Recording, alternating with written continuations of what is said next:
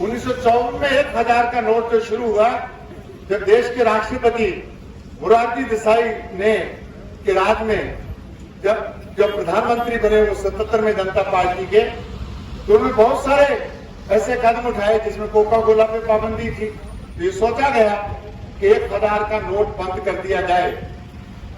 तो उस समय के गवर्नर जो थे रिजर्व बैंक के, तो उनको जब मालूम पड़ा कि भारत सरकार ऐसा सोच रही है, तो उन्होंने पत्र लिखा देश के प्रधानमंत्री को, आप कौन होते हो 1000 रुपए का नोट बंद करने वाले?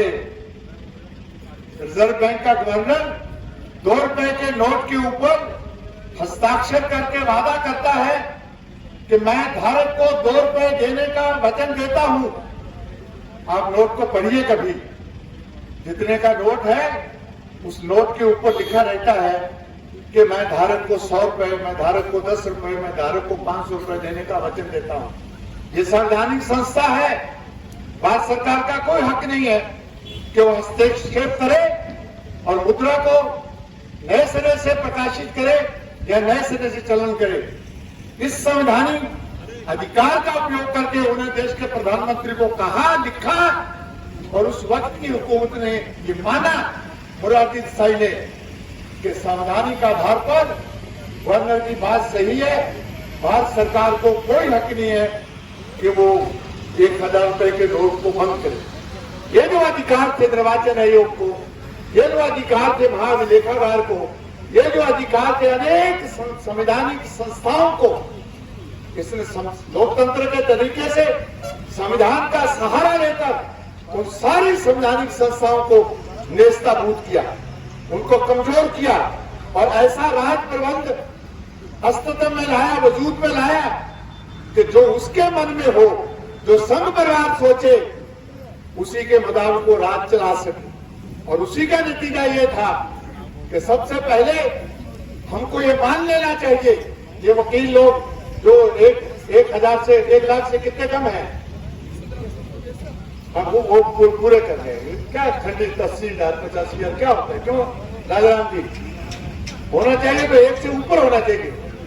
हाँ, फिर गंगानगर के ये वकील साहब राजस्थान बार काउंसिल के लंबा समय अध्यक्ष रहे, आज भी बार काउंसिल के जो ऊपर की कमेटी उसके सदस्य हैं, ये समझते हैं ये जो खेती के कानून लाए गए, ये खाली कानून नहीं है, कोई अधिकार नहीं भारत सरकार को और किसी भी पार्टी की हो, किसी भी रंग की हो, कि संघीय ढांचे के तहत कृषि और पशुपालन जो मूल पूर्णतः राज्यों का हिस्सा है, केंद्र की सरकार उससे कानून बनाए। उसका अधिकार क्षेत्र ही नहीं था। उन्होंने उठा के पहले तो आपके राज्यों के अधिकारों का हनन किया, न किसी राज्य सरकार से मशवरा किया, न किसी मुख्यमंत्रियों को भी बैठक बुलाए, न संविधान के दायरे में जो जो प्रक्रियाएं होती है तो निभाई जानी चाहिए। कानून बनाना ही मूलतः केंद्र सरकार के अधिकार क्षेत्र से कतई परे, उनको कोई हस्तक्षेप नहीं करने का अधिकार कि राजस्थान, हरियाणा, पंजाब या किसी राज्य का कोई राज्य उसके मामले में दखल देके कृषि कानून और पशुपालन मामले में कोई दखल दे तो ये संघ के ऊपर हमला कल ये किया है, परसों ये इस बात के लालची में आए हुए आपके अधिकारों के ऊपर दूसरा हमला भी करेंगे। वहां से शुरुआत हुई इन कानूनों की और आज के उसके बाद कानून बनने के बाद जिस प्रक्रिया से निकलना चाहिए था, चलो एक गलती की, ऑर्डिनेंस के जरिए लाए 5 जून को, एक तरफ पूरे देश को डराया जा रहा था ये कह के कि महामारी फैली हुई है, फैली थी नहीं फैली मुझे नहीं मालूम, हैरानी दिखती है फैली हुई। हम ये राजाराम जी लेके आया करते थे कई दिन तक मुंह पे बांध के, देखा देखी इन्होंने भी छोड़ दिया, वो मुंह पे बांध के क्या बोलते हैं रख जेब में रखना लगता था। तो उसका होना यह चाहिए था कि अगर महामारी है तो वक्त की हुकूमत अपने पूरे खजाने का मुंह खोल देती, जनता के हित में महामारी से बचाने के लिए सारी प्राथमिकताएं रहनी चाहिए थी इस बात की कि अगर महामारी फैली है तो जनता का जीवन कैसे बचाया जाए? अगर महामारी के तहत रोजगार कारोबार बंद हुए तो लोगों के मुंह तक 2 वक्त की रोटी का निवाला कैसे पहुंचाया जाए? प्राथमिकता होनी चाहिए थी कि सब काम छोड़ के योजनाओं के पुल बाद में बना लेने होगा तो देखा जाएगा, पहले जीवन बचाए। भय पैदा करके, डर पैदा करके जनता के सारे लोकतांत्रिक अधिकार, जितने लोकतांत्रिक अधिकार थे जनता के, सारों को कुचल के और पुलिस के जरिए और फोर्स के जरिए जनता के ऊपर कहर ढाया गया, जुल्म ढाया गया, दमन किया गया, घरों से बाहर नहीं निकलने दिया गया। उस भय के वातावरण के ऊपर उसका फायदा उठा के ये अध्यादेश लाए गए। ये अध्यादेश अगर नहीं होते तब भी जीवन चलता, लेकिन लाए। उसके बाद संसद के पहले ही दिन ये बिल पेश किए गए।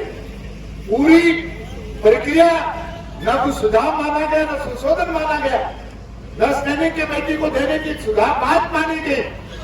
सत्ता का घमंड, बहुत पट्टी से जनता के जनतांत्रिक अधिकारों और संसदीय मर्यादाओं को धक्का बताकर अपने रोक दाव से कानून पारित किए गए। लेकिन 100 सुनार की तो एक लोहार की।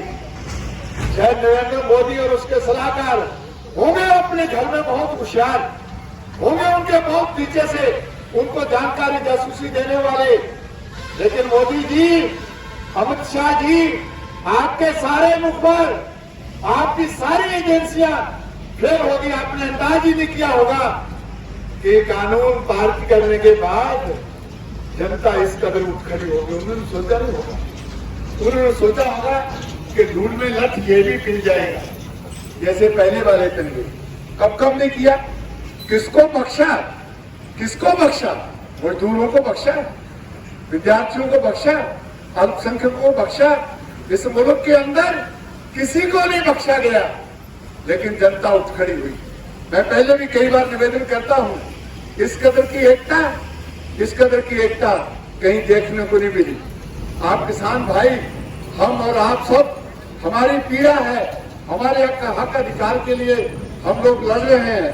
कहने को चाहे कितना ही कहा जाता रहे, कितना ही कहा जाता रहे कि ये सिर्फ किसानों का आंदोलन है, और है भी किसानों का, लेकिन इस किसान ने इस देश के सब उन लोगों को जो इस मुल्क का भला सोचते हैं, जो इस मुल्क की बेहतरी चाहते हैं, जो अपने अधिकारों के लिए लड़ रहे थे, जिनको मालूम था और है भी कि नरेंद्र मोदी की सरकार और उसकी आर्थिक नीतियां ये देश को देशताबूत करने वाली है, वो सारे उठ खड़े हुए।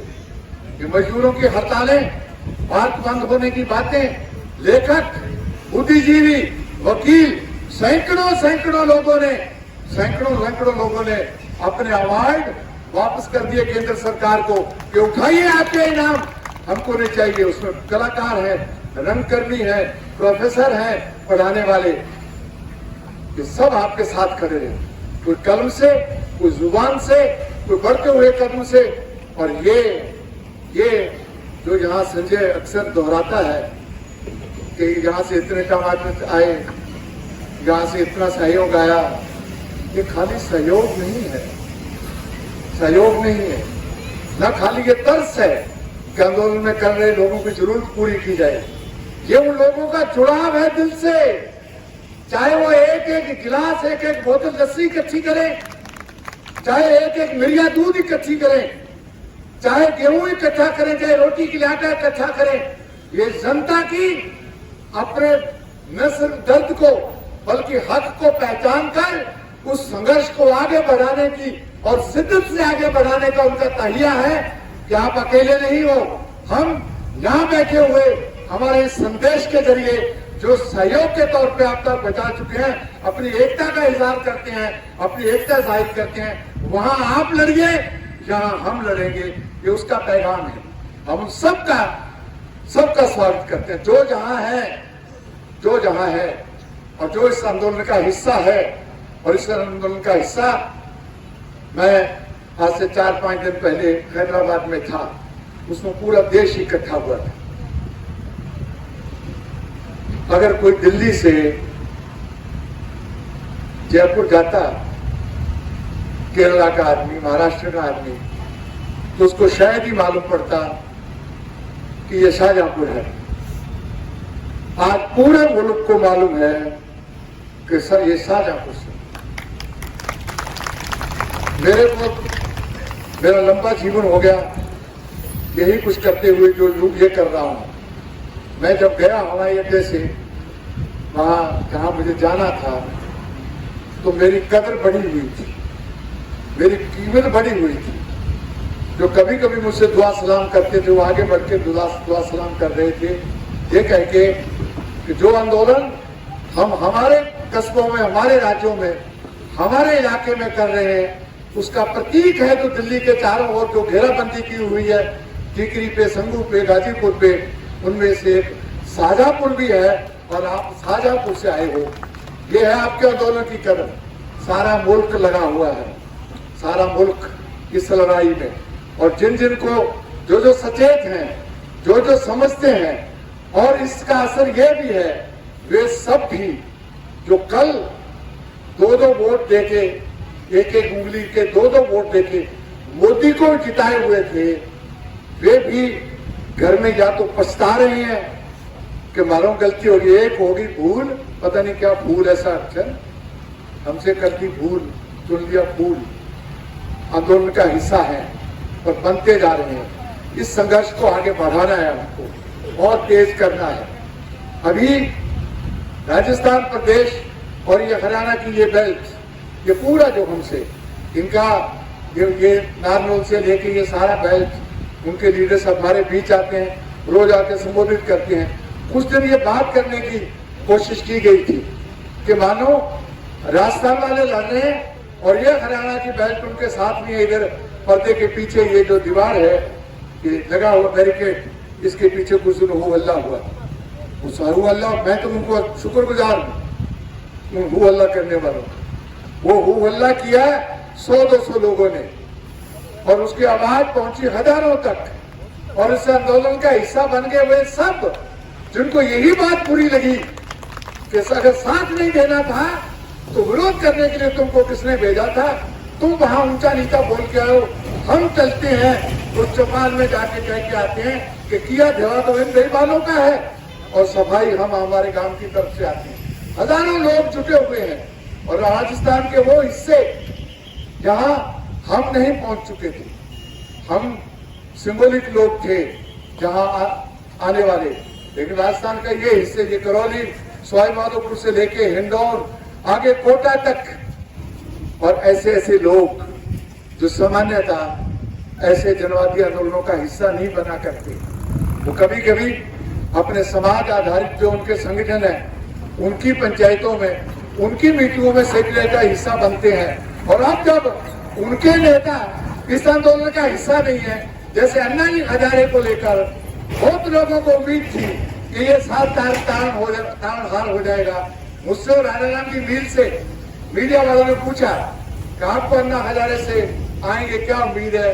तो इन्होंने तो स्वाति बात की, बूढ़ा आदमी है, वो मानेगा नहीं, मोदी भी नहीं मानेगा, कहीं जान ना घुमा ले। तो मुझसे पूछा, तो मैंने कहा पहले आने तो दो, आमंत्रण से नमस्ते पे, आपको लगता है क्या, आपको लगता है क्या वो आएगा?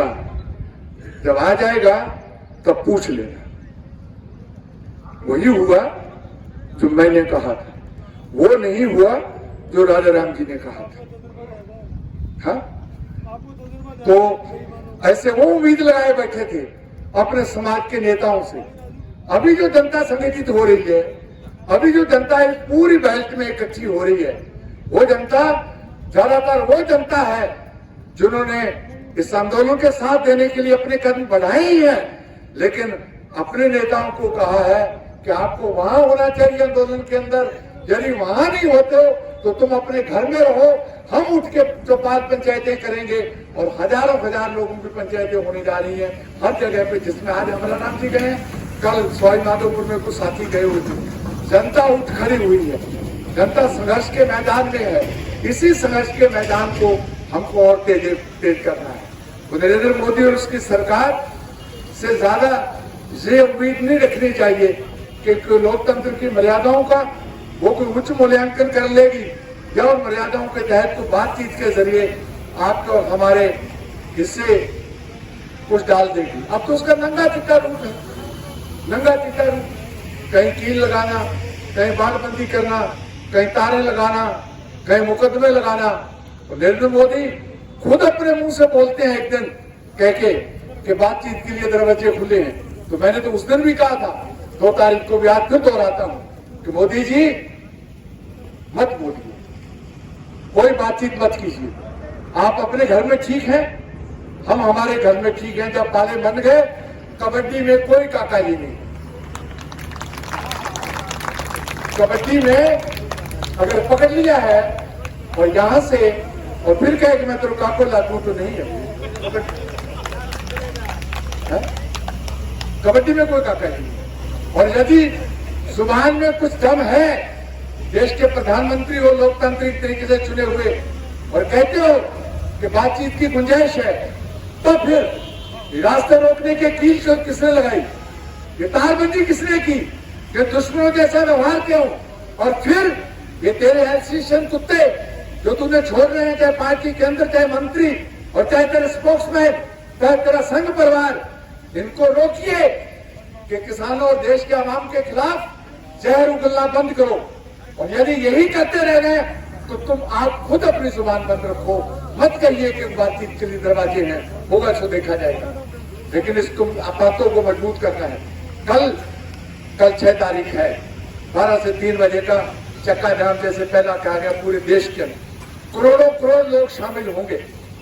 आवश्यक सेवाएं जिनको अपने को लगे एम्बुलेंस और उनको चलते रखना है।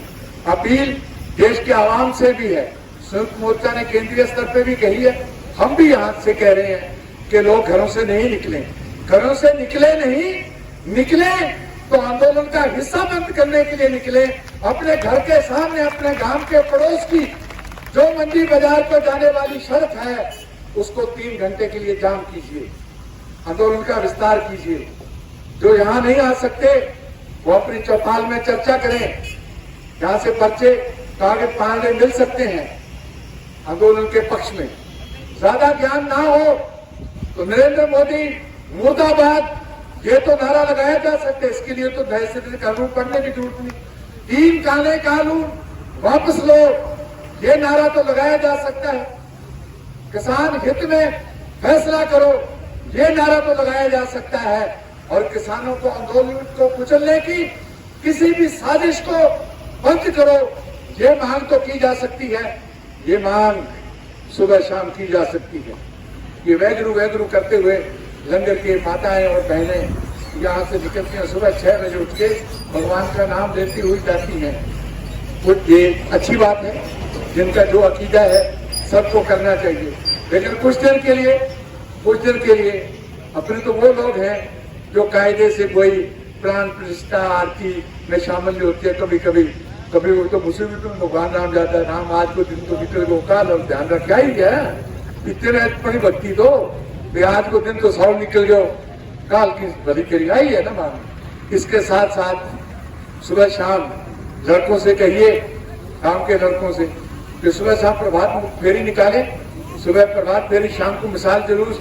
इस बैठकी से ही नरेंद्र मोदी मुर्दाबाद, 3 काले कानून वापस लो, इन मांग को लिए जन जाकर की जन चेतना पैदा कीजिए।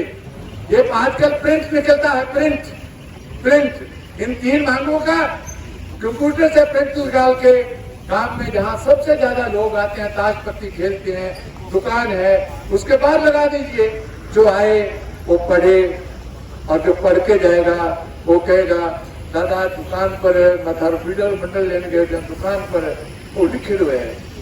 प्रचार का, प्रसार का कोई तरीका, कोई ढंग जो हमारे आंदोलन को मजबूती दे, जो हमारे आंदोलन को विस्तार करे, जो हमारी बातों को जोड़े, उसको हाथ से नहीं जाने देना है।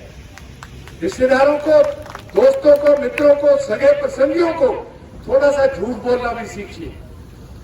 मोदी की पार्टी और उसके लोग न जाने कितना झूठ बोलते हैं। बारात में गए, वो आके कोई गिरदावरी नहीं करेगा, हमारे गांव की तरफ मान लिया जाए कोई ज्यादा आंदोलन नहीं है, वहां बैठे बैठे हुक्के पे तो कहो कि थाले कहने तो की कोने आंदोलन हमारे तो सही लोग ला रहे, इतना कह नहीं सकते। और वो हजार झूठ बोल रहे हैं मोदी के बंदे, और सरासर झूठ बोल रहे हैं। हमको सच के लिए, हक के लिए थोड़ी सी बात तो हम कह सकते हैं कि भाई थारे तो कहीं ठंडो पड़ रहा था, हमारे तो सही लाग रहा है, कह देंगे ना। कोई पूछने नहीं आएगा, कोई गिरदौरी करने नहीं आएगा, इतना सा मिलाना उसके साथ। अगर आंदोलन नहीं है तो बता रही है, तो कोई आंदोलन का को मजबूती देने का, वे सब जो आंदोलन का साथ है, वे सब जो आंदोलन के साथ हो सकते हैं, वे सब जो नरेंद्र मोदी की नीतियों के खिलाफ हैं, आर्थिक नीतियों के, उसकी राजनीति के, उन सब का साथ दीजिए। और वो साथ लड़ाई वही जीती जा सकती है जिसमें दोस्तों की, मित्रों, हमदर्दों की पांतें मजबूत हों और दुश्मन की पांतें कमजोर हों। जिस लड़ाई में दुश्मन की पांतें मजबूत हों और अपने दोस्तों की पांतें कमजोर हों या बिखरी हुई हो, वो लड़ाई नहीं जीती जा सकती। वे सब बातें भूल के, किसने किसको वोट दिया, सब गिले शिकवे भूल के, हमको वो सब प्यारे लगने चाहिए जो नरेंद्र मोदी मुर्दाबाद, काले कानून वापस लो, किसान हित में फैसले करो, इन मांगों में, इन नारों के साथ जो हमारे आंदोलन का हिस्सा है, उन सबको हमको गले लगाना, साथ लेके चलना है। लड़ाई लंबी है, किसी कोई कसर नहीं छोड़ी। इतने आंदोलन के बावजूद भी किसानों के बजट में कटौती की है, इतने आंदोलन के बावजूद भी डीजल 4 रुपए लीटर महंगा किया है, इतने आंदोलन के बावजूद भी पहले से महंगे हो चुके पेट्रोल की कीमतें बढ़ाई है, इतने आंदोलन के बावजूद भी सारी उपयोग की वस्तुएं सबके ऊपर टैक्स लगाए। सारे देश का खजाना जो लगभग खाली है, लूट लूट के ये टाटा बिरला की नहीं, कभी हम नारा लगाया करते थे कि टाटा बिरला की जागीर नहीं है, हिंदुस्तान हमारा है। और तो मेरे ख्याल में वो बीपीएल में आ चुके हैं, उनको इनाम ही लेता टाटा बिरला का। अब तो अडानी अंबानी है, सारा देश लूट के उनके खाते में दिया हुआ है। और इसमें हमारे अपने देश के और विदेश के बड़े कारपोरेट घराने पूंजीपतियों की पहले से आंख है। खरबों खरब रुपए का खुदरा व्यापार है जिसको वो लूटना चाहते हैं। इसका असर न सिर्फ किसानों पे पड़ने वाला है, और खेतिहर मजदूर लेके खाने वाले, उन सब पे इसका बुरा असर पड़ेगा इन कानून के बाद। इसलिए इस मुल्क की लड़ाई जिसका शुरुआत किसानों ने की है, जिनकी शाबाश किसान को जाती है, जिसने किसान की पगड़ी को, उसकी शान को और ऊंचा किया है। कुर्बानियां चाहे 170 लोगों की हो गई, चाहे इससे ज्यादा हो, कुर्बानियां इन राहों पे रहेंगी ही। रास्ता ही वो चुना है, रास्ता ही, और हमने और आपने तय करके चुना है। हमको कोई हमारे ऊपर थोपा गया नहीं है, हमने चुना है। हमको बर्दाश्त नहीं है नरेंद्र मोदी के कानून, हमको बर्दाश्त नहीं है उसके फैसले, हमको बर्दाश्त नहीं है उसकी मनमानी। हमको अधिकारों की रक्षा करनी है, खेती किसानी को बचाने की हमको रक्षा करनी है हमारे गांव की। एक बात आखिर में कह के बात खत्म करूंगा कि खेती किसानी और गांव ये सिर्फ आजीविका नहीं देते, रोजी रोटी नहीं देते, ये सिर्फ अन्नदाता नहीं है, ये हमारी तहजीब है, इसमें हमारी जड़ें हैं, इसमें हमारे गीत हैं। गांव एक जीवन शैली है। पंजाबी के एक बहुत मशहूर कहानीकार हुए मोहन भंडारी, उनकी कहानी के अंदर एक लाइन है पंजाबी में, जिसको हिंदी में बता दूंगा।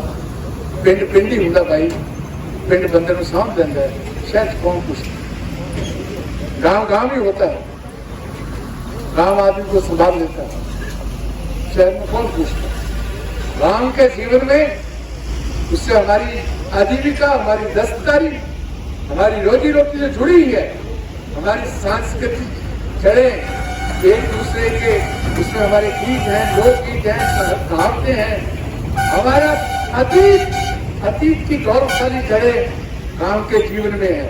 इसलिए गांव बचाना है, खेती बचानी है, देश बचाना है।